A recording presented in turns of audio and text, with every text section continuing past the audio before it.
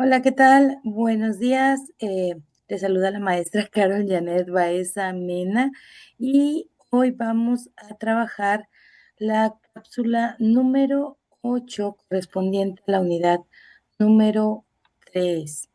Y permítanme solo un momento. Bien, así. Muy bien. Este día vamos a trabajar dentro de la unidad número 3 de producción oral. Vamos a trabajar lo que es los tipos de discursos: informativo, argumentativo y persuasivo.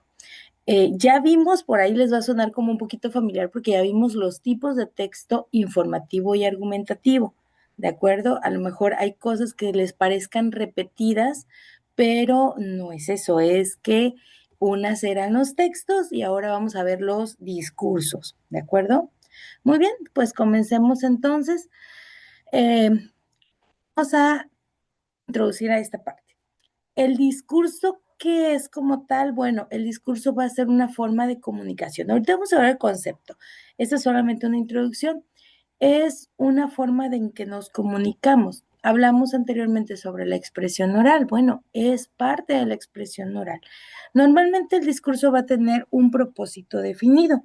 Es importante que nosotros podamos dominar los distintos tipos de discurso porque cada uno va a transmitir ideas diferentes y estas deben de ser presentadas con claridad para convencer y para generar un impacto también en el público hacia el que nos estamos dirigiendo. Entonces exploremos los tres tipos de discurso. El concepto de discurso es una exposición oral o escrita en una estructura lógica dirigida a un público con un objetivo específico. Ojo, dice oral o escrita. ¿Por qué? Porque un discurso normalmente tenemos primero que escribirlo para poder después presentarlo. Su propósito normalmente puede ser informar, convencer o motivar a la acción. Depende la razón por la cual estamos haciendo dicho discurso. Hay varios tipos de discurso, estos son los más utilizados: el informativo, el argumentativo y el persuasivo. Cuando hablamos de un discurso informativo, tenemos que este tiene el objeto de transmitir datos, hechos o conocimientos sobre un tema determinado de forma clara y objetiva. Ojo aquí, objetiva. ¿Qué significa?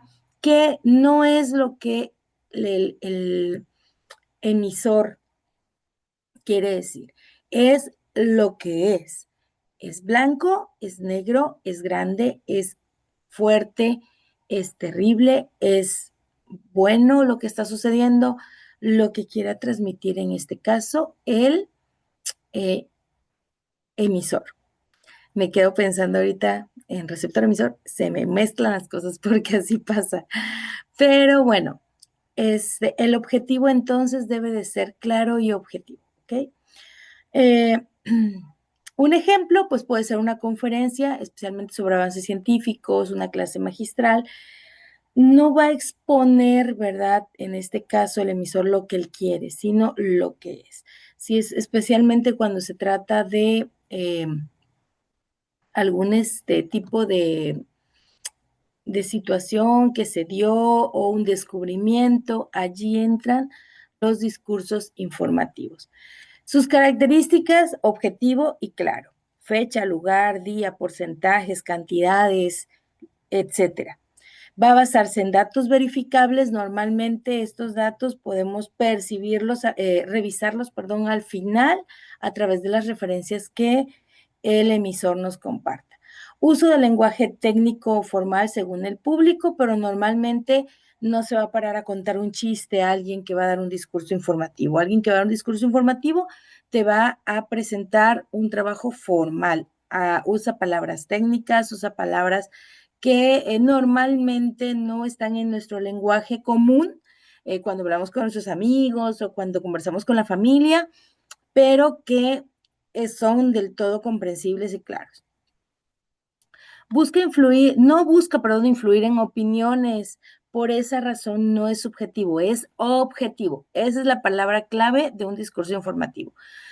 Él lo que busca es explicar qué sucedió, cómo sucedió, cuándo sucedió, dónde sucedió, cuál fue el resultado de eh, toda esa parte, ¿de acuerdo?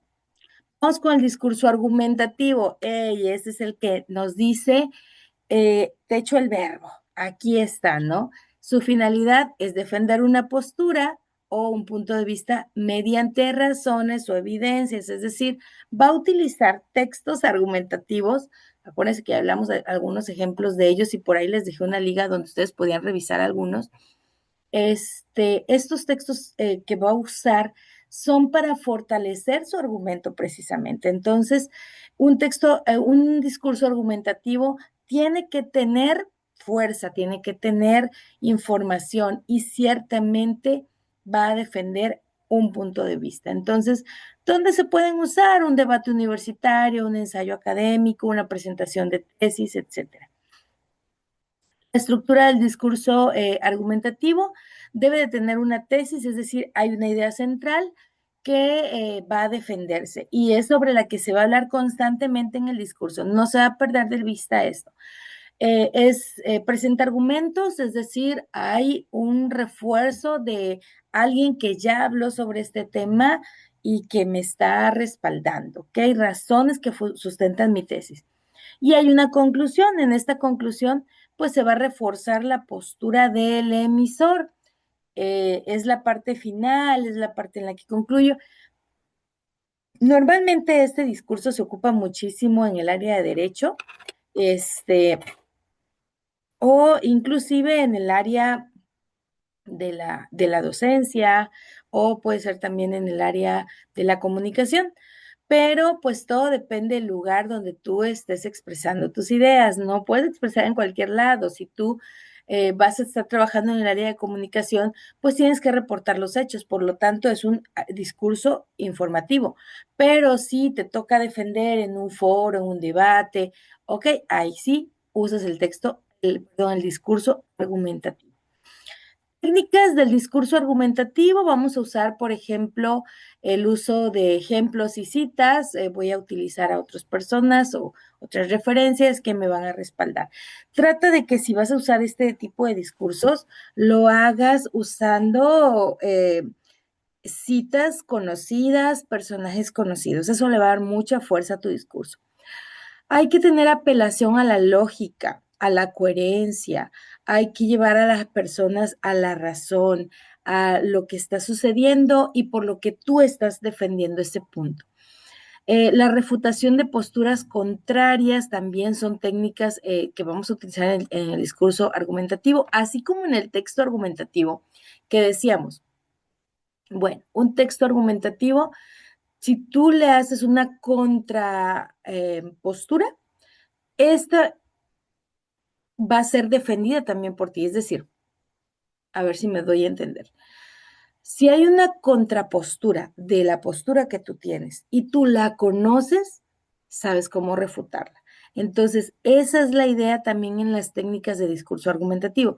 Si tú conoces eh, las contraposturas, si tú ya tienes varias contraposturas, investígalas, contéstalas y prepárate para contestarlas en el momento que te pidan. Uso de conectores argumentativos, por ejemplo, los conectores que son parte de la gramática escrita y oral, son aquellas palabras o frases que utilizamos para conectar ideas y darle seguimiento. Entonces, en este caso, podemos usar las palabras como por tanto, sin embargo, en cambio, etcétera.